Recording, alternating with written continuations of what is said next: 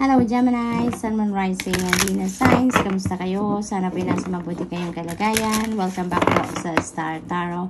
Kung bago kayo rito, welcome din kayo. Thank you sa inyong support. I truly appreciate it. God bless you all po. Tingnan natin naman messages ninyo for today.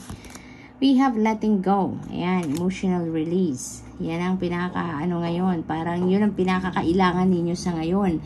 Gemini na gawin, i-let go nyo na yan, i-release nyo na. Panahon na ngayon para for purging, dahil maaaring bigat na din kayo sa dinadala ninyong emotional na bagahe, kumbaga, Maybe this is emotional baggages pa, emotional wounds pa ninyo from the past, Maaring ganon, at maaring you've been harboring that for quite some time na, kaya maaring nakaka-apekto na din yan sa buhay ninyo in a big way. Kaya ngayon, iniimbitahan kayo ng spirit dito na i-release nyo na kung ano man ang mga bagahe ninyo sa inyong dibdib. Nang sa gayon, makapag-move on na kayo sa buhay ninyo. Makapag-simula na kayo ng bagong buhay on a clean slate. Kasi mawawala na kayo ng bagahe, sa dibdib. So, what else?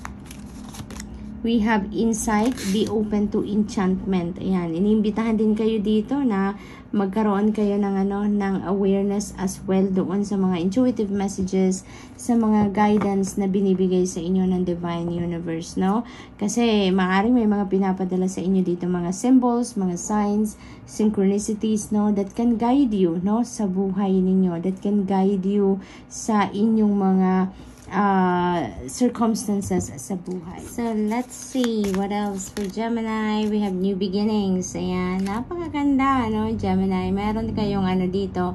Sa pagtatapos ng taon, magsisimula din kayo ng mga bagong creation ninyo sa buhay ninyo. You're going to create something new sa buhay ninyo. Iba't iba to. It could be in different areas of life ninyo, Nagsisimula ninyo. Yung parang bagong taon, bagong buhay din kayo, bagong pamamaraan, bagong paniniwala, bagong sitwasyon, bagong strategy, It could be in any area of life, Gemini, but definitely you're going to start something new. You're going to embrace freshness, kumbaga, as the year starts. So, let's see. We have serenity, be calm. Yan ang magandang ganap dito, Gemini, na talagang dapat kalmado lang tayo, Kalma ka lang.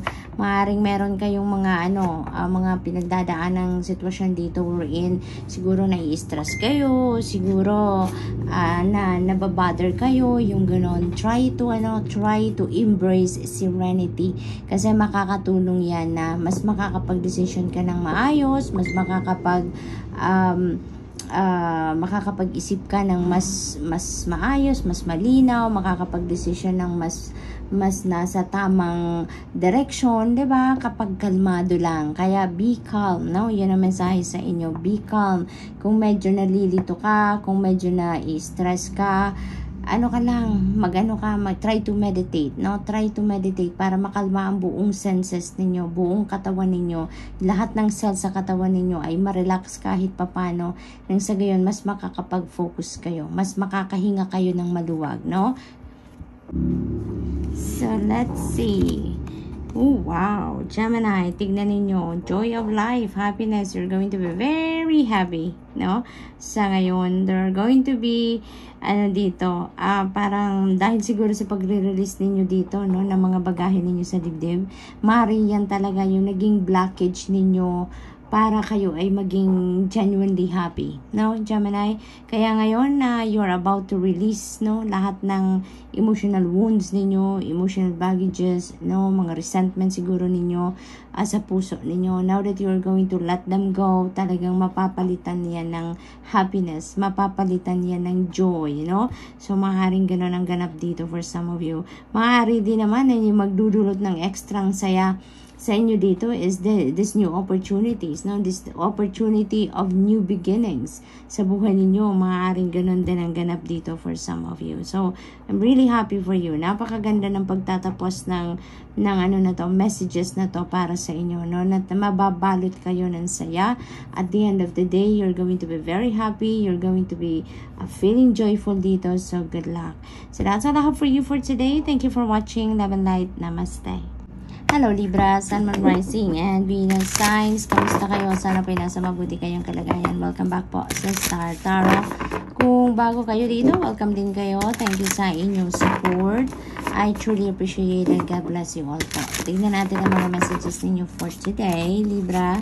We have bravery. Ayan. So, maaring ang iba sa inyo ngayon, Libra, may sitwasyon dito wherein you are going to, activate your bravery sa sarili ninyo, no? Maaring ngayon lalabas ang pagkamatapang ninyo, no? Maaring ganoon ang ganap. Maaring madidiscover din ninyo yan sa ngayon sa sarili ninyo na mayroon din pala kayong bit-bit na tapang. May bit-bit din pala kayong lakas ng loob, tibay ng dibdib, yung mga ganun ba, no, Libra? Kaya napakaganda rin ito, no? Madidiscover ninyo ang siguro hindi ninyo sukat akalain na may ganun din kayong katangian, ano? We have life purpose, manifest your dreams. Napakaganda naman ito. Maaari yung mga pangarap ninyo dito, no, is coming to fruition. Yung mga dati, ini-imagine nyo lang na sitwasyon, maaring dati, yung mga ini-envision nyo lang for yourself, noon, na pure imagination lang ngayon. Maaring yan ay makikita nyo na into your 3D reality. Maaring yan ay lalabas na, no? At magiging, kumbaga, magiging realidad na. May experience ninyo na yung ganon. So, this is really, really beautiful, Libra. Maaari din na yung mga dreams ninyo, maybe that is talaga in alignment with your life purpose, no? Kasi siguro ang iba sa inyo ngayon, you are about to step into your life purpose. Maaari ngayon magagawa nyo na kung ano talaga yung pangarap ninyo, mangyayari na kung ano mga dreams ninyo, and at the same time yun din pala then yung purpose ninyo sa buhay, 'di ba? So napakaganda. So, what else? We have your path. Ayan. So, you know what, Libra? Talaga naman, ang nararamdaman ko dito, you are ready to tread towards the path where you are going to start living your purpose. Maaaring kung saan man kayo patungo ngayon, ano man ang gagawin ninyo, ano man ang sisimulan ninyong gawin, or mga pangyayari that you are going to create sa buhay ninyo ngayon is in alignment with your purpose. So, napakaganda lang nito. Kasi parang you are hitting two birds, no, in one stone dito, no? You are creating something. You are entering a new phase in your life. Mayroon kayong bagong gagawin, at yung bagong ninyong gagawin dito, that is what your dream is, and at the same time, that is your purpose in life. That is your mission, no? You are destined to do the things that you are about to do sa ngayon. So, yun ang maaring maganap sa buhay ninyo ngayon. So, napakaganda. We have intuition, inner wisdom. Ayan. So, lagi ninyong papakinggan, ang iyong intuition. Your intuition is heightened around this time. Your intuition is yung bang bukang-buka siya, kumbaga, no? You are going to receive free flowing of information, no? Sa buhay ninyo sa ngayon, that is going to help you, no, as you navigate these new beginnings sa buhay ninyo. So, napakaganda lang kasi talaga to, yung parang you are destined to be on this path na sa ngayon. You are destined to walk towards your purpose sa ngayon, dahil sinusuportahan talaga kayo ng Divine Universe sa ngayon. Talagang you are being led towards this path, no, sa buhay ninyo, because it is about time na, no? It is about time na that you walk towards this path, no? You are destined to be on this path at this time. So, napakahalaga, no, na lagi ninyong papakinggan ang inyong gabay, no, through your intuition, no. So, we have acceptance. Ayan, so you are ano na ngayon? You are embracing everything. Kung ano yung mga nangyayari sa buhay ninyo, ano yung mga nagaganap sa buhay ninyo, ano yung mga nag-unfold sa buhay ninyo, you know, you are just accepting it. You are just embracing it, kumbaga, without questioning, without asking, 'di ba? Yung mga ganon. So, ano ka yun? Parang you are emotionally matured na sa ngayon, no? You have deeper awareness na ngayon, deeper understanding of your life, no? Your existence, yung meaning ng iyong existence, no? Yung purpose in life ninyo, talagang ano na kayo, malalim na ngayon ang pag-iintindi ninyo about life in general. So, yun ang napipick up ko dito. Kaya, alam nyo na kung paano ninyo i-manage ngayon din ang inyong emotions, ang mga thoughts ninyo. Alam na ninyo ngayon kung paano ipoproseso ang mga bagay-bagay, you know, sa sarili ninyo. So, this is really awesome.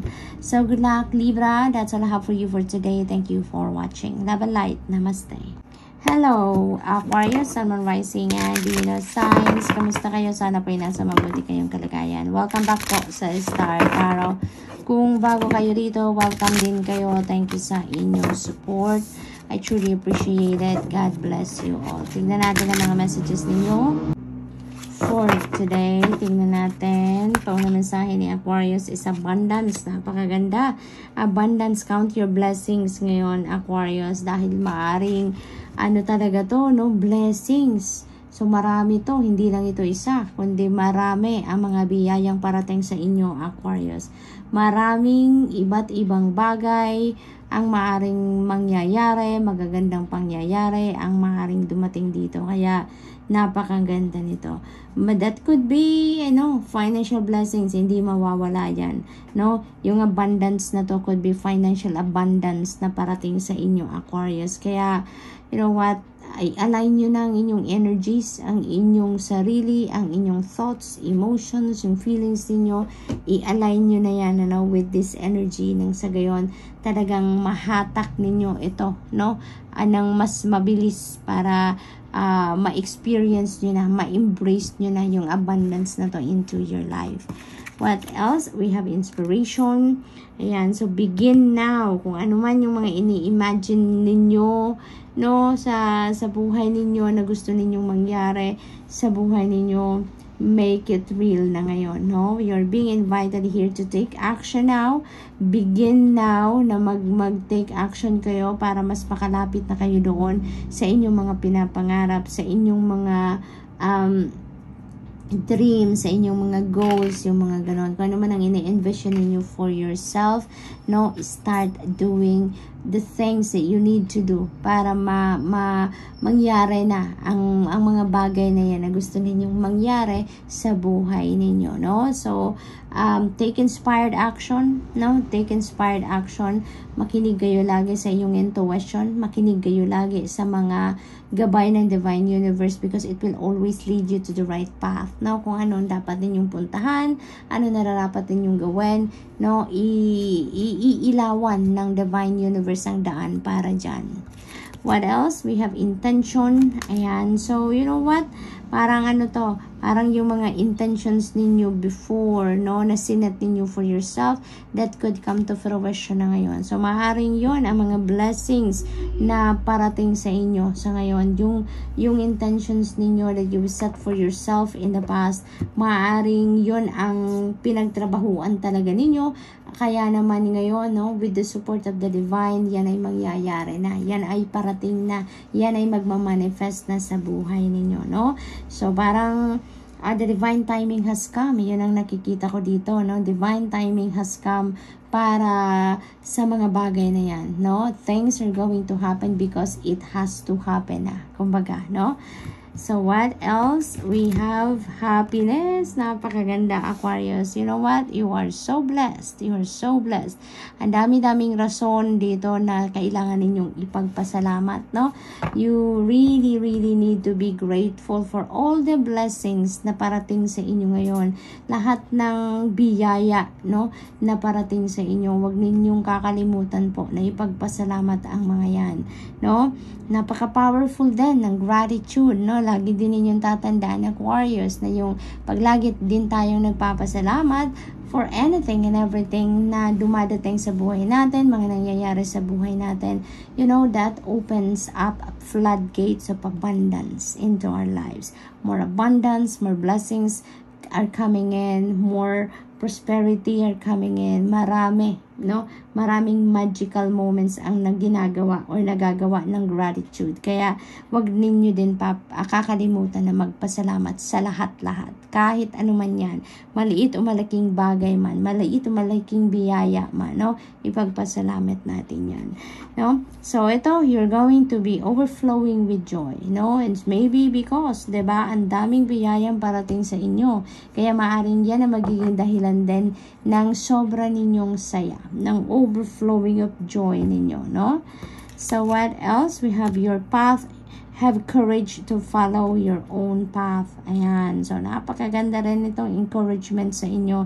Kasi maaaring ang iba din sa inyo is nagpo-procrastinate. It's because maaaring nakukulangan din kayo ng self-confidence. Maaaring ganon, no? Kaya hinahanyayahan kayo dito na buhayin ninyo, no, yung inyong courage para sundan din naman ninyo kung ano man yung mga pangarap ninyo, ano din yung mga gusto ninyong mangyari sa buhay ninyo, ano yung mga goals ninyo, you know, para maano ninyo yan, ma-reach ninyo ang goals ninyo, para maabot ninyo ang mga pangarap ninyo. You need to take action now, diba? Yan ang sinasabi ng second card ninyo.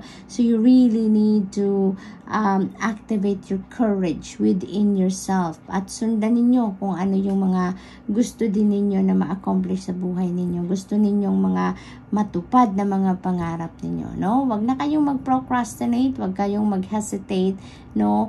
Bit-bitin ninyo ang inyong courage and inner strength for you to be able to do the things that you need to do para ma-accomplish ninyo ang mga bagay na gusto din ninyong ma-accomplish. So, good luck, Aquarius, and that's all I have for you for today. Thank you for watching. Love and light. Namaste.